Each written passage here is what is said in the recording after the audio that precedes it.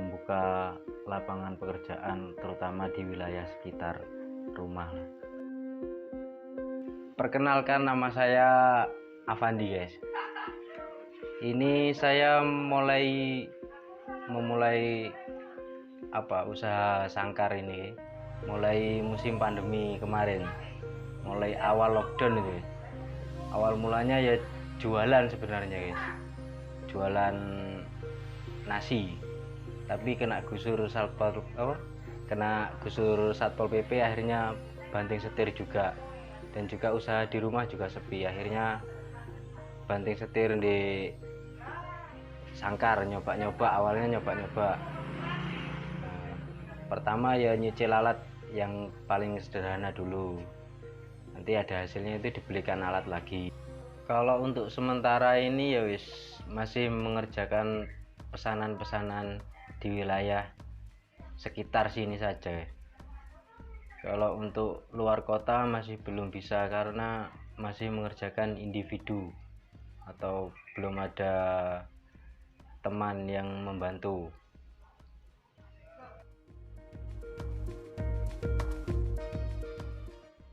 Kalau untuk alatnya sendiri yang terutama paling penting itu ya bor. Kalau membuat sangkar terutama harus punya bor dulu. Kalau untuk yang lainnya itu menyusul, misalkan mesin gerinda itu bisa diakal pakai manual, pakai amplas tangan. Dan kalau untuk pemula sendiri biasanya itu untuk pengalaman saya sendiri, pengalaman pribadi itu pertama awalnya dari bambu. Karena peralatan masih minim, jadi pakai bambu itu cukup pakai pisau itu, pokoknya alat yang paling sederhana. Terus nyicil alat, nanti kalau alatnya sudah cukup itu bisa lanjut di kayu itu, karena pesanan itu banyak, apalagi sekarang itu muncul lagi tren sangkar dari pipa PVC, itu lebih awet. Kalau PVC sendiri itu sebenarnya mudah pengerjaannya karena sama seperti bambu, hampir mirip seperti bambu lah pengerjaannya.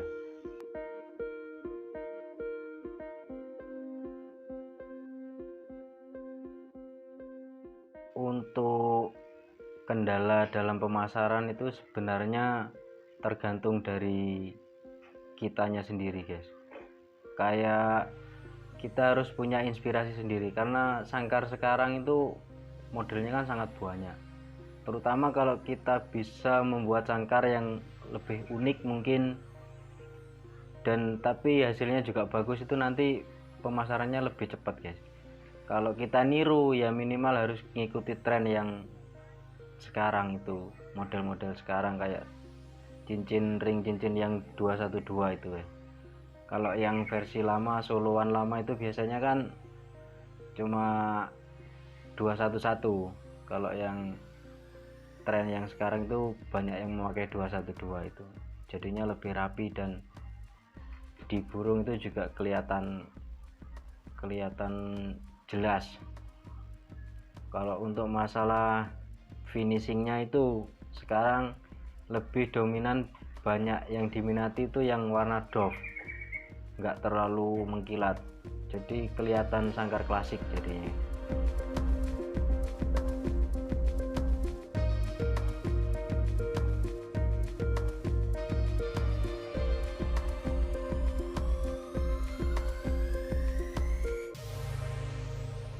Kalau untuk bahannya sendiri saya itu menggunakan, kalau untuk yang kayu itu dari limbah mebel-mebel terdekat itu yang saya pakai.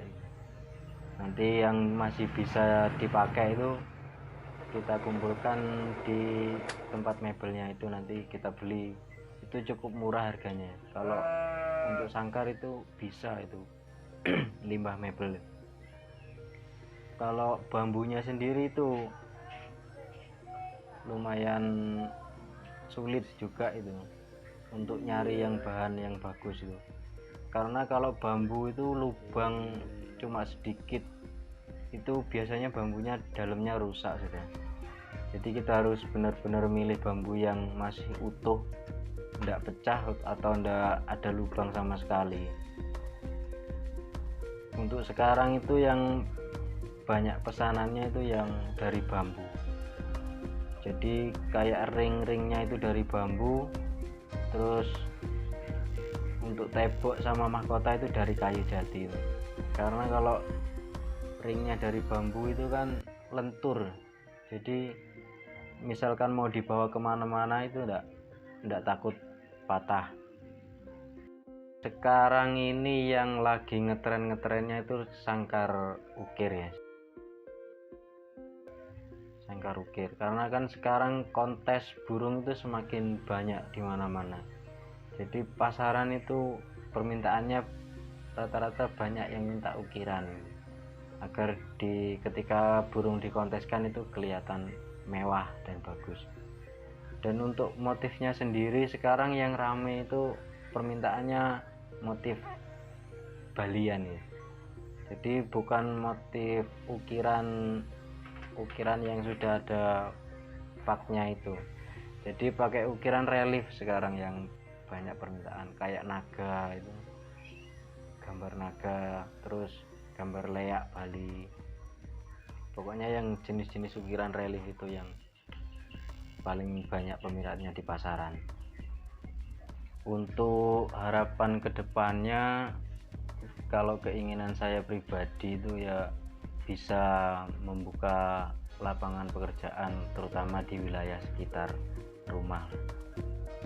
Jadi kalau misalnya usaha ini bisa berkembang, nanti kan kayak membukakan peluang usaha untuk wilayah sekitar rumah, minimal gitulah cita-citanya, enggak usah terlalu muluk-muluk dulu.